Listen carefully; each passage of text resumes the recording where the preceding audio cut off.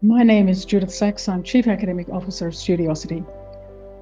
As part of our commitment to reconciliation, every year we have a number of conversations with Indigenous leaders about reconciliation, what it means for them, and what they see their contribution can be made to the institutions in which they work. This year we have 3 people that we are talking to from quite different universities: Nathan Townley, Deputy Vice-Chancellor Equity at Newcastle; Charlene Davison, the CEO of the Go Foundation; and Jennifer Barrett, Deputy Vice-Chancellor Indigenous at the University of Sydney. These people are leaders and educators whose remit is to make a difference to supporting Indigenous students to be successful. In the conversations I have with them, we're trying to understand what needs to be done to support students, how reconciliation can be a tool to ensure the success of institutions with Indigenous students. So listen, learn and enjoy the conversations with these Indigenous leaders as our contribution to Reconciliation Week in 2025. This is the 3rd interview that we've had this year looking at reconciliation in higher education. It gives me great pleasure to introduce my former colleague and friend, Professor Jennifer Barrett from the University of Sydney. But Jennifer, I'm going to let you tell people about who you are, what your career has been, and then, first of all, what reconciliation means to you personally. Okay, thank you. And it's wonderful to be here. I'm here on Gadigal land and I'm a guest on this land. On my mother's side of the family, we have Dunghutti heritage, which is from the mid-north coast of New South Wales. So paying respects to custodians of this land and also those ancestors of mine as well. So I'm currently in the role of interim Deputy Vice-Chancellor, Indigenous Strategy and Services, but I'm also the Pro Vice-Chancellor, so I'm wearing 2 hats. But in fact, when you think about it, I'm wearing a 3rd as well. I have a substantive role in the Faculty of Arts and Social Sciences. I'm a professor in Museum and Heritage Studies. And I've been at the university for a couple of decades, and prior to that worked at Western Sydney University, and throughout my career I've worked on collections and institutions and the notion, of democracy in a way, and looked at how culture is housed in institutions and what that means. And as you can imagine, that's very particular to my interests in matters First Nations, and I think it's been a lifelong journey of engagement with that in various ways.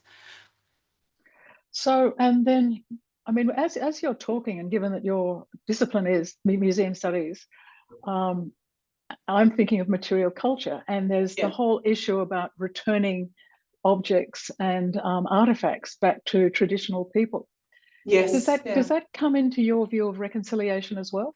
So it's interesting. So in thinking about our conversation today, I thought it's probably really important to acknowledge that the University of Sydney doesn't have a reconciliation plan yet, but what it actually has is a strategy. So since around 2012, we've had Indigenous strategies which have implementation plans connected to those. And in the current work that I've been doing, I've been working not just on the implementation of that, but also working with our university's collecting sector. And so that's the University Library, the Chachak Wing Museum, which has a number of substantial collections, and also the University of Sydney Archives. And within those 3 areas, which all report to 3 different areas of the university, there are significant intersections and collections that are connected to communities, some of whom do not know anything about us holding information about their history. Some of the collections have been used in previous century to inform policies that have negatively impacted on Aboriginal and Torres Strait Islander people. So that's been a really important aspect of the work we've done with the last iteration of the One Sydney Many People strategy. And in fact, I'm proud to say that we very soon will have an Indigenous cultural intellectual property and Indigenous data sovereignty protocol that's for the collection section within the university, and that is designed to be like a framework and a way forward so that communities, when they come to us, will have a one-stop shop, so to speak, one area where they can connect with. There'll be connections between all of the collections, and also we'll have basically protocols that protect the way in which communities can engage with us, but also really important protocols for the staff here who are non-Indigenous to understand how best to communicate with and work with Aboriginal and Torres Strait Islander peoples.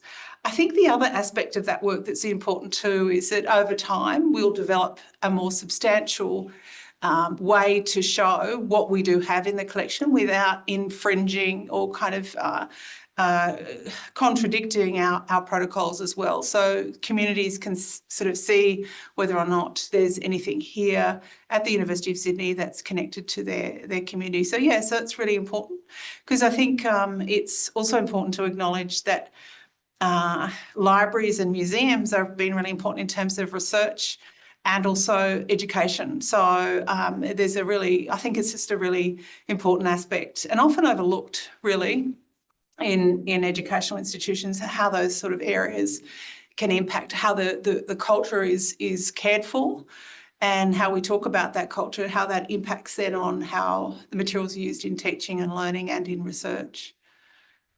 So you used the word education, and before you even said it, I wrote that down as a note to myself. So what do we need to, what are we doing in terms of education for reconciliation and about reconciliation, or even towards reconciliation? And what do we need to do in the future? The way that we've been looking at a word like reconciliation, and it came up often in 2023 around our discussions about the voice and voice treaty truth. And I think what's been really important within higher education and within our institution is how we celebrate, times like Reconciliation Week, NAIDOC, all those sorts of things as ways to not just celebrate culture and community, but also to celebrate, to encourage engagement from the non-Indigenous community within the university. So it becomes a point of education, but also so they can see a more positive framing of why it's important to celebrate what we have achieved, but also it's not to discount the significance of the trauma that's been caused in the past. So yeah, so I think they're all learning moments, but also what's important for us is to see them as opportunities. Yeah. So in terms of that, it seems as though it's a journey towards understanding reconciliation, and you did talk about learning. So what are the things that we need to learn as both Indigenous people and non-Indigenous people, myself as being a non-Indigenous person and you as an Indigenous person? So for me, I kind of question, like, what do we need to reconcile and who's doing the reconciling? So I think, and that's probably why I prefer to see it as a conversation rather than just accepting reconciling. But I do know that there's a big education piece in terms of engaging with communities about the history of the country and the kind of intergenerational issues that we face, and how we're here now not through choice in this sort of difficult situation, but that we've landed at this point in time because of that history. And rather than be incapacitated by it, there's tools, I think, and Reconciliation Week or reconciliation as an idea is one way to get engagement to move forward in this space. It's tough. And the other, I think, I know some of our students and also some of our staff who are new to this space want to engage with the politics of it, and sometimes forget that one of the things they need to engage with is the history. And I think reconciliation, the reason we have Reconciliation Week, for instance, and also an organisation that looks specifically at that on a national level, is because we've needed tools to engage, to sort of move forward together in different ways. And also it's been a way to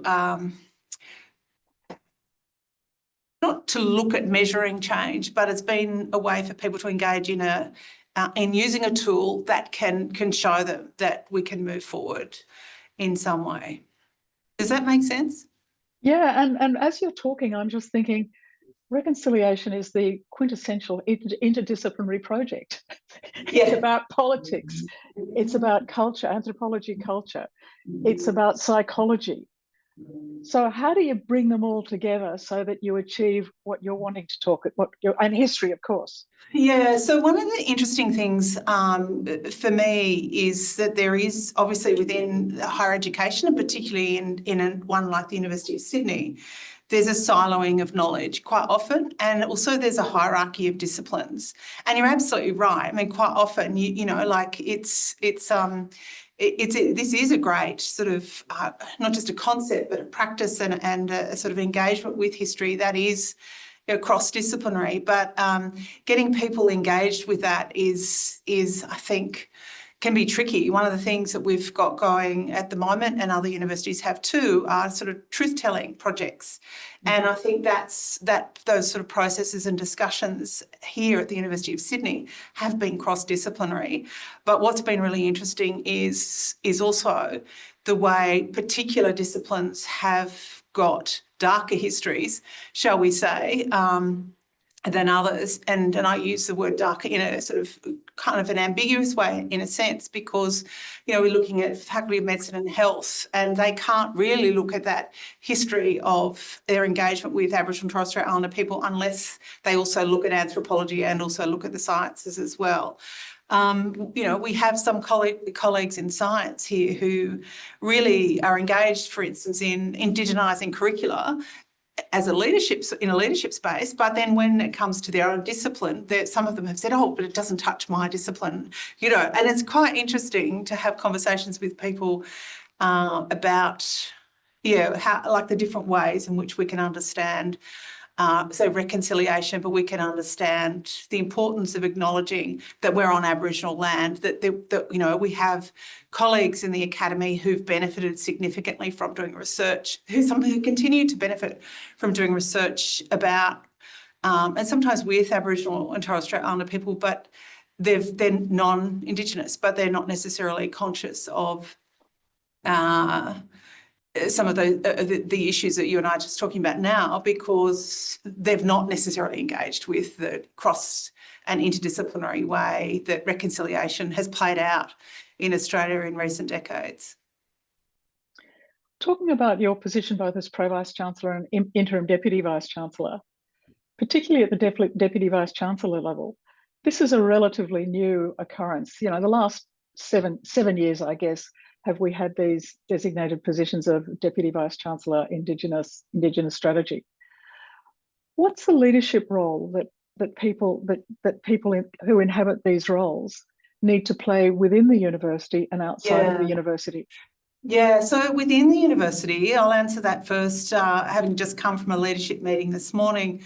It's really important to acknowledge that we are a relatively recent intervention. This university has had a Deputy Vice-Chancellor Indigenous since 2012, and we were one of the first. And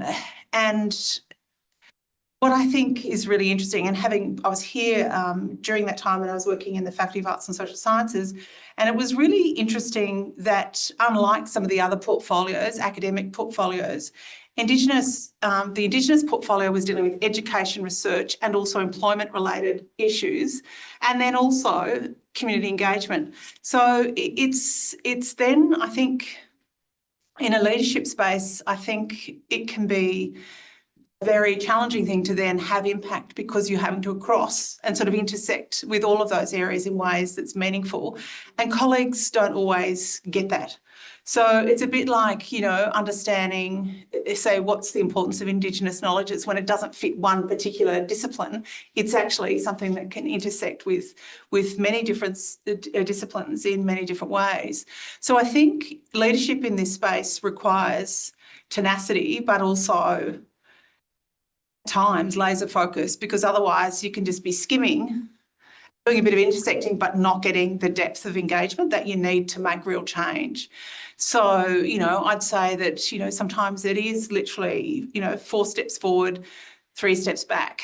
And it partly depends on the capability, the cultural capability of your leadership team as to whether, like how fast you move forward in what you might think is a pathway towards reconciliation.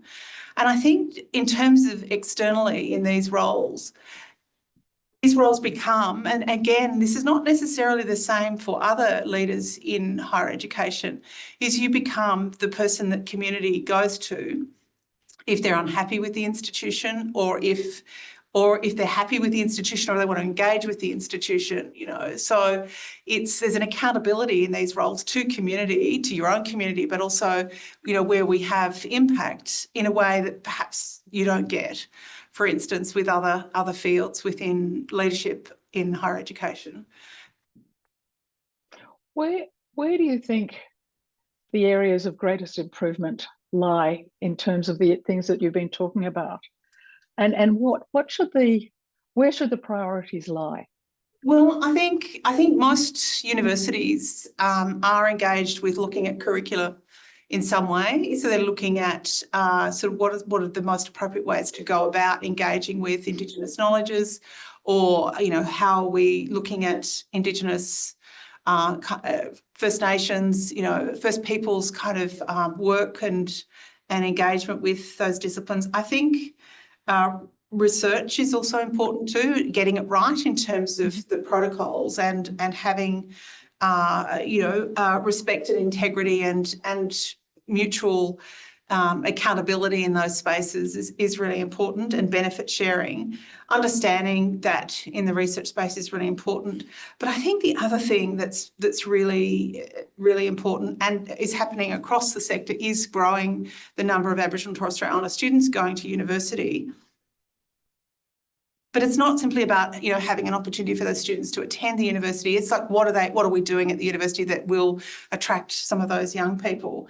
So I think, as I say, so the curricula is important, the research, and also being inclusive in terms of students and having an environment that students can connect with. But, you know, I think leadership's really important. I think if you don't have Aboriginal and Torres Strait Islander people in leadership roles, and I mean more than one, then I think it just looks like it's a thread that goes through the organisation, but it's not necessarily a strength. And I think, you know, a lot of universities are concerned about cultural safety, a lot of institutions are. And I think, again, you need to have that kind of engagement with leadership and community leaders involved with the institution as well. So and we do have here at Sydney local elders who engage with us, come along to community lunches that we hold at the Gadigal Centre, our student centre. And I think, you know, having them engaged with, there's another area actually we get elders involved with, and that is, you know, doing the campus development works. The university infrastructure team we've now got a community committee involved in that space. We've got a community involved in looking at the naming of different spaces, like dual naming and so on. So I think it's not a singular of do one thing and that's it. There's a thread across those areas, you know, the curricula, the research, the leadership, and, you know, sort of student inclusion that is all got to be based on, you know, as I keep on coming back to, is the protocols, is actually doing this in a way that is mindful of, you know, Indigenous knowledge as needing to be respected and engaged with as well. So next week is NAIDOC Week. What does NAIDOC Week mean for you? And then how does the University of Sydney recognise, you know, acknowledge NAIDOC Week? We, for the first time, are going to have a NAIDOC Ball, actually, that the students wanted. And so that's been something that's going to be new for us, but it'll be a celebration of community. So it will be a great opportunity for us to celebrate with community members and our partner organisations from around the state to you know, celebrate culture and to celebrate Indigenous knowledges and culture, as I say. But I think that's really key. And I think there's a flag raising that we have as well, which is an annual event, and a smoking ceremony connected to that too. So it's interesting. Over time, there's been expectations that we'll have, sort of certain events that are the same and others that are kind of a sort of a new invention. I think the NAIDOC Ball is going to be quite interesting. So we've got the Great Hall booked, and we'll see that sort of all dolled up for our ball, and the students are leading it. And I think that's what's been really impressive with some of this work, is students engaging with the transition of knowledge, but also that intergenerational engagement with some of these important milestones in the year for Aboriginal and Torres Strait Islander communities. Well, I think that we've had a very fruitful and interesting conversation. I've certainly got a sense of what's driving you, but more importantly, or not more importantly, how you're leading some of these things that are happening at the University of Sydney. So thank you for giving me time this afternoon, and we'll get this out and about within the next week or so. That's been too quick. I just feel like we're just getting started, Judith. But thank you. And I just think it's a great time to reflect, a great word to reflect on as well. So thank you. You have been listening to Studiosity's podcast, Reimagining Higher Education, candid conversations within higher education, sharing stories of leadership, change, and best practice in teaching and learning. Visit studiosity.com.